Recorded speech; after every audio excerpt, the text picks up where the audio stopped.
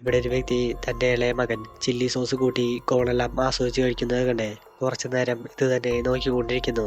അവൻ ചുറ്റുമുള്ള കടകളിലേക്ക് നോക്കിയതും തൊട്ടപ്പുറത്തുള്ള ചിപ്സ് കടയിലും അതിന്റെ അപ്പുറത്തെ കോൺ കടയിലുമെല്ലാം ആൾക്കാർ ചില്ലി സോസ് ഒഴിക്കാൻ പ്രത്യേകം പറയുന്നത് കണ്ടേ അവന്റെ മനസ്സിൽ ഒരു ഐഡിയ എല്ലാം വരുന്നു. അവൻ വേഗം തന്നെ കുറെ അധികം പച്ചക്കറി എല്ലാം മേടിച്ച് വീട്ടിലേക്ക് വന്ന ശേഷം തന്റെ വൈഫിനെയും മക്കളെയും കൂട്ടി പുതിയതായി ഒരു സോസ് എല്ലാം ഉണ്ടാക്കാനായി നോക്കുന്നു.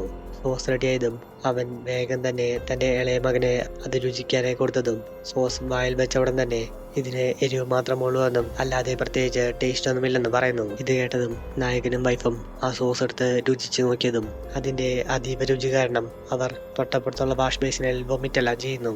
നായകൻ ഒരു തരത്തിലും തോറ്റു കൊടുക്കാൻ വേണ്ടി തയ്യാറല്ലാത്തത് കൊണ്ട് വീണ്ടും നല്ലപോലെ റിസർച്ച് എല്ലാം ചെയ്ത് നാച്ചുറൽ ഇൻഗ്രീഡിയൻസ് മാത്രം യൂസ് ചെയ്ത് ഒരു സോസ് എല്ലാം ഉണ്ടാക്കുന്നു. നായകനും വൈഫും അത് പൊട്ടറ്റോ ചിപ്സിലെല്ലാം മിക്സ് ചെയ്ത് അവരുടെ ഇളയ മകന് കൊടുത്തതും ചിപ്സ് എടുത്ത് രുചിച്ച് നോക്കിയ ഉടൻ തന്നെ തന്റെ ലൈഫിൽ ഇതുപോലത്തെ ഒരു ചിപ്സ് ഒന്നും താൻ ഇതുവരെയും കഴിച്ചിട്ടില്ലെന്ന് പറയുന്നത് കേട്ട് നായകനും വൈഫിനും ഇതിൽ വളരെയധികം സന്തോഷമെല്ലാം ആവുന്നു. അങ്ങനെ വിധിയുടെ നിയോഗത്താൽ വർഷങ്ങളോളം ചിപ്സ് മേഖല ഭരിച്ചിരുന്ന ചീറ്റോസ് എന്ന കമ്പനി പിറക്കുന്നു.